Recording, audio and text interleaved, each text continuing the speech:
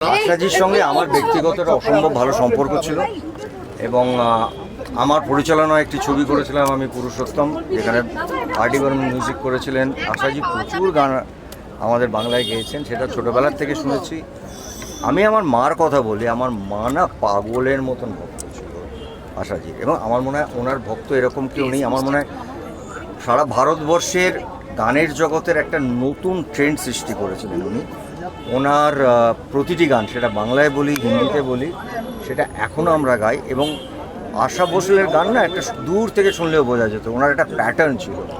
এবং আশাজির মতন একজন শিল্পী, একজন মানুষ, আমি ওনাকে ব্যক্তিগতভাবে চিনতাম, কারণ আমার ছবিতে, পরিচালনার ছবিতে উনি গান গাইতে এসেছিলেন। ওটা আমার কাছে একটা স্বপ্নের মতন, ওই স্বপ্নের দিনগুলো মনে করছি।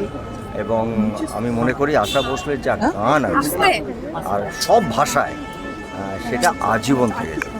এবং আমাদের অন্তরে উনি রয়েছেন একজন, এই লেভেলের একজন শিল্পীর কখনো মৃত্যু হয় না। উনি আমাদের অন্তরে আছেন এবং আমাদের অন্তরে থাকবেন চিরকাল।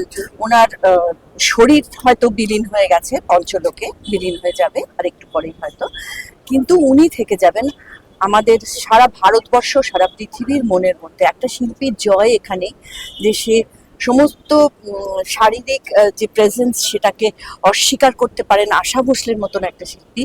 আমি মানে মানে বিনীত করে তার আত্মার চিরশান্তি কামনা করছি। এবং আপনাকে আমরা হারাইনি, হারাবো না কখনো। আপনি আছেন, থাকবেন আমাদের অন্তরে। আমাদের শ্রবণ শক্তি আপনাকে নিয়ে সবসময় তুষ্ট থাকবে। Thank you. উনি এমন একজন গায়িকা ছিলেন যে সেই সময় যে সমস্ত ছবি হতো, সেই ছবিতে হিরোইনের গলায় আশা ভোসলের গান ছাড়া হতো না।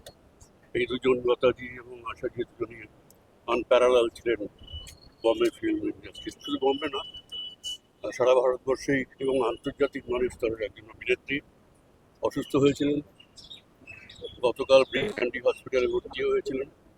অনেক রকম চেষ্টা করা হয়েছিল, কিন্তু ডাক্তারদের হাতের বাইরে চলে যায়। তার ফলে তাকে আর বাঁচানো সম্ভব হলো না। এবং সত্যি আমরা অত্যন্ত বেদনাদায়ক। আশা ভোসলে এমন একজন গায়িকা, সব রকম গান গাইতে পারত। সেই সময় একটা চল এসেছিল যে আশা ভোসলে এই গানই করেন, কিন্তু উনি দেখিয়ে দিয়েছিলেন অনেক গানে যে পপ গান উনিও করতে পারেন, রক গান উনিও করতে পারেন। কিন্তু আমি জানি না লতাজি সেই ধরনের ভ্যারিয়েশন ছিল কিনা। কিন্তু আশা ভোসলের মধ্যে যেমন কীর্তন গাইতে পারতেন, তেমনি আবার পপ গানও গাইতে পারতেন। এইরকম একজন সঙ্গীত শিল্পী। এবং স্পেশালি আমাদের খুব গর্ব হয় যখন আর.ডি. বর্মনের সঙ্গে ওনার সম্পর্কটা হয়, তখন আমরা বুঝতে পারলাম আরো আরো আরো অনেক ভালো গান আশাজির কাছ থেকে বেরিয়েছিল এবং সবগুলোই হিট করেছে। সুতরাং আমরা সত্যি খুব মর্মাহত। এইরকম একজন গায়িকাকে হয়তো আমরা পাবোই না ধরে নিতে পারি। ওই সেরকম তো কেউ উঠছে না। হ্যাঁ, উঠছে, কিন্তু সেই স্তরে এখনো যেতে পারি। সুতরাং আমরা সবাই অত্যন্ত শোক প্রকাশ করছি।